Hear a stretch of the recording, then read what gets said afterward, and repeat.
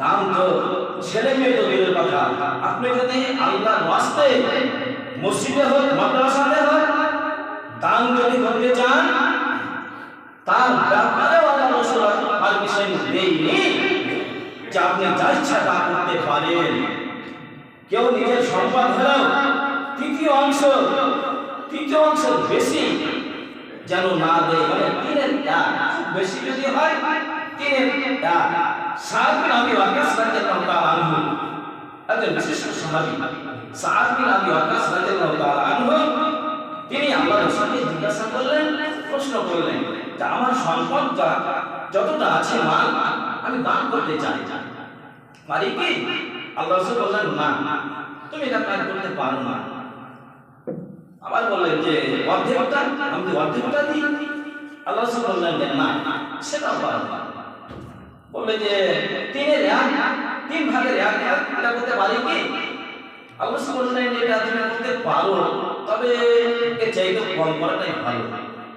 তাহলে বুঝুন যে মসজিদে হোক মাদ্রাসাতে হোক দান, সেটাও আপনি ইচ্ছা মতো সম্পূর্ণ, মানে ছেলে মেয়েকে রাগ করে বা ছেলে মেয়েকে বাদ দিয়ে সম্পূর্ণ দান করে দিবেন, সেটাও শরীয়তে পারমিশন নেই। আল্লাহ রাসূল থেকে পারমিশন পেলেন না। খুব বেশি 3/1, যতটা মাল আছে 3 ভাগ করে 1 অংশ, তার চেয়ে কম এতটা আপনি দান করতে পারেন। এটা যদি পারমিশন না থাকে দান করার ব্যাপারে, তাহলে ছেলেদের মধ্যে সামঞ্জস্য না রেখে আপনি কি করে এটা করতে পারেন, বা মানুষ এটা কি করে করতে পারে যে যা ইচ্ছা তাই করতে পারি আমি?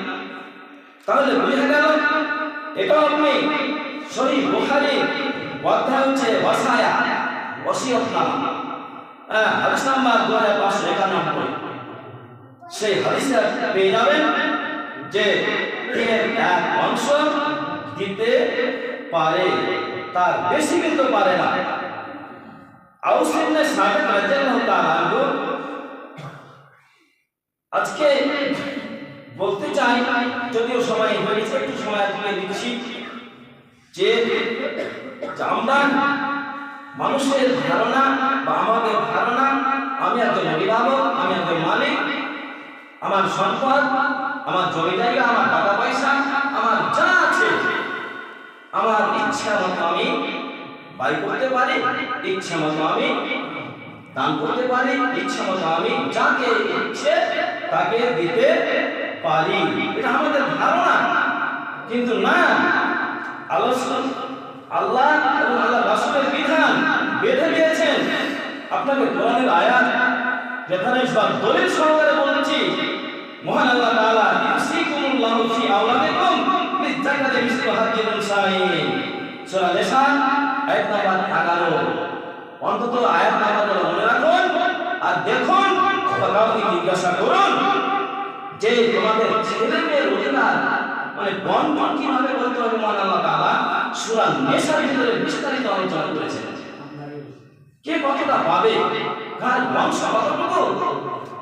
তো এই আয়াতে মহান আল্লাহ তাআলা বলেন যে তোমার ছেলে মেয়ে যদি থাকে, ছেলেরা যা পাবে তার অর্ধেক অংশ মেয়েরা পাবে।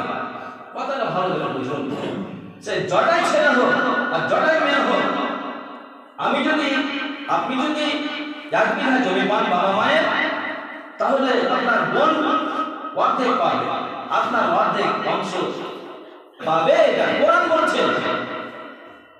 অর্ধেক পাবে, 10 টাকা পাবে। আপনি যদি না দেন, আপনি বেইনসাফি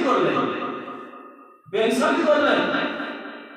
কোন মেয়েকে তার চেয়ে কম দেওয়া বা না দেওয়া, কোরআনকে অমান্য করা হলো, অস্বীকার করা হলো। কোরআন বলছে অর্ধেক পাবে, আপনি দেবেন না, মানে কেন দেবেন না? অতএব সূরা নিসা 11 নম্বর আয়াত, তারপরে সূরা নিসা আপনার 7 নম্বর আয়াত বিস্তারিত আলোচনা করা হয়েছে।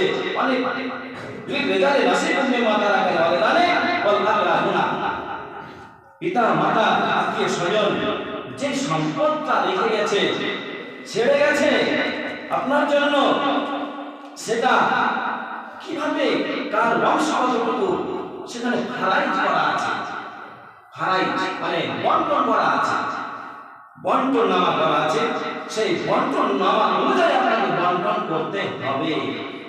আপনি আমি আমার ইচ্ছা মতো আপনার ইচ্ছা মতো যদি বন্টন করি আপনি পার পাবেন না, এটা শরীয়তের বিধান নয়। কাজেই এইভাবে মহান আল্লাহ তাআলা বলেন, ইন্নাল্লাযীনা ইয়াকুলুনা আমওয়ালাল ইয়াতামা যুলমান ইন্নামা ইয়াকুলুনা ফী বুতুনিহিম নারান। কেউ যদি কোনো ইয়াতীমের মাল ভক্ষণ করে, কোনো কাউকে যদি সম্পদ ভক্ষণ করে, তাহলে সে নিজের পেটে আগুন ভরল, ফী বুতুনিহিম নারান, নিজের পেটে আগুন ভরে দিল। ওয়াসায়াসলাউনা সাইরান, এবং পরবর্তীতে তাকে সাইর নামক জাহান্নামে তাকে জ্বলতে পড়তে হবে। কোরআনের আয়াত বলছে আপনাকে, সূরা নিসা 10 নম্বর আয়াত। তাহলে বোঝা গেল যে যার যেটা মাংস তাকে সেটা দিতে হবে, এবং কোরআনের বিধান অনুযায়ী হারাই বলে আপনাকে বর্ণনা করতে হবে। এটা নয় যে আমার মন চাইছে যেটা আমি এটা বলে দিলাম, এটা কখনোই হবে না। আপনাকে একটি হাদিস বলে শেষ করতে যাচ্ছি, লাস্ট হাদিস। আউস ইবনে সাবিত রাদিয়াল্লাহু তাআলা আনহু, একজন সাহাবী, আউস ইবনে সাবিত রাদিয়াল্লাহু তাআলা আনহু, তিনি যখন মৃত্যুবরণ করলেন, তার স্ত্রীকে রেখে গেলেন, তার 2 মেয়েকে রেখে গেলেন আর একটা ছেলেকে। কথাটা বুঝুন ভালো করে, এক স্ত্রী, 2 মেয়ে, এক ছেলে, এরাকে রেখে গেলেন। তারপর মৃত্যু হলো। আর জাহেলিয়াতের যুগে, ইসলাম আসার পূর্বের কথা বলছি আপনাকে, যখন এই বিধান আসেনি, মেয়েদেরকে অংশ দেওয়া হতো না, মহিলাদেরকে অংশ দেওয়া, জমি জায়গার অংশ তারা পেত না, দিত না। ছোট নাবালক যদি ছেলে থাকতো সেও পেত না, তাকেও দিত না, যারা বড় তারাই নিত। তো এই আউস ইবনে সাবিত রাদিয়াল্লাহু তাআলা আনহু যখন ইন্তেকাল করেন, একজন স্ত্রী, 2টি মেয়ে, একটি ছেলে রেখে মারা গেলেন। তার যত সম্পদ ছিল তার খালাতো ভাই এরা দখল করে নিল।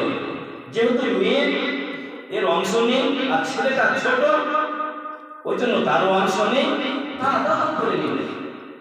সেই মহিলা চিন্তিত যে ছেলে মেয়েদের কিভাবে লালন পালন করবো, কিভাবে বিয়ে শাদী দিব, সমস্যা। আল্লাহ রাসূলের কাছে গেলেন, আল্লাহ রাসূলকে বললেন যে এই ব্যাপার। আল্লাহ রাসূল চুপ থাকলেন, মানে উত্তর কি করবেন খুঁজে পাচ্ছেন না। মানে তখন এগুলো বিধান আসেনি, প্রাথমিকের কথা এটা। তখন আল্লাহ রাসূল মনে মনে চাইলেন যে আল্লাহর নবী আসবে, তাহলে আমি উত্তরটা দেব।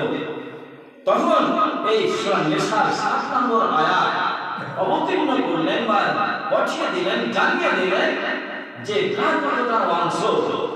যে সাবিত বিন আউস ইন্তেকাল হয়েছে, একটি স্ত্রী রেখে, 2টি মেয়ে রেখে, একজন ছেলে রেখে, মহান আল্লাহ তাআলা কোরআনে জানিয়ে দিলেন। আল্লাহ রাসূলের উপরে আয়াত নাযিল হয়ে গেল যে হে নবী, তুমি বলে দাও সেই সম্পদ থেকে তার স্ত্রী 8 ভাগের 1 ভাগ অংশ পাবে। ভালো করে শুনুন, যে যদি স্বামী আগে মারা যায় তাহলে স্বামীর মাল থেকে স্ত্রী 8-এর 1 পাবে, 8 ভাগের 1 ভাগ অংশ পাবে। এটা কোরআন বলছে, শরীয়ত বলছে 8 ভাগের 1 ভাগ স্ত্রী পাবে। যদি স্ত্রী আগে মারা যায় তাহলে স্ত্রীর মাল থেকে স্বামী 4-এর 1 ভাগ পাবে, 4 ভাগ করে 1 ভাগ পাবে স্বামী। বুঝতে পেরেছেন? তো এই যে বিধান, ছেলে এবং মেয়ে, ছেলে যেটা পাবে তার অর্ধেক অংশ মেয়ে পাবে। তাহলে এই আয়াত অবতীর্ণ যখন জানিয়ে দিলেন, তারপর এইভাবে বন্টন হয়ে গেল, তাদেরকে দিয়ে দেওয়া হলো, তারা এইভাবে মালটা পেল। তো আজকে বলতে চাই আপনাকে, ইসলাম আসার পূর্বে বা জাহিলিয়াতের যুগে নারীদের মর্যাদা দিত না, নারীদের সম্মান দিত না, নারীদেরকে মিরাস থেকে বঞ্চিত করত, নারীদেরকে মানে বাবা মায়ের সম্মান দিত না। এই বিধান এসেছে, নারীদের সম্মান বেড়েছে, মর্যাদা বেড়েছে, কিন্তু আমরা সেদিকে হয়তো বঞ্চিত করে রাখছি, এটা কোনো মানুষের পক্ষে সম্ভব নয়। সেই মিরাজ থেকে কাউকে বঞ্চিত করা এবং সম্পদ থেকে তাকে মানে বাদ দেওয়া, যদি তা কেউ করে তাহলে তাকে হিসাব দিতেই হবে। আরেকটি কথা, যে বাবার সম্পত্তিতে ছেলে মেয়ে দেওয়ার অধিকার, অনুরূপ যদি মায়ের সম্পত্তি থাকে, মা যদি আগে মারা যায় তাহলে মায়ের সম্পদ থেকেও ছেলে মেয়ের অধিকার কতটা? বাবার অংশ যেভাবে পাবে ছেলে মেয়েরা, মায়ের অংশটাও সেভাবেই পাবে ছেলে মেয়েরা। আমাদের রেওয়াজ আছে যে মায়ের অংশটা বোনেরাই পাবে, মানে মেয়েরাই পাবে। জি না, এটা নয়, ফালতু কথা বলতে হয়। অনুরূপ ছেলেরা যা পাবে তার অর্ধেক মেয়েরাও পাবে। যাই হোক, সময় যেহেতু শেষ, আর সামনে যাচ্ছি না, কথা অনেক। এই অল্প সময়ের মধ্যে, একেবারে সংক্ষিপ্ত সময়ের মধ্যে যে কথাটি বললাম, আমরা শুনলাম, ইনশাআল্লাহ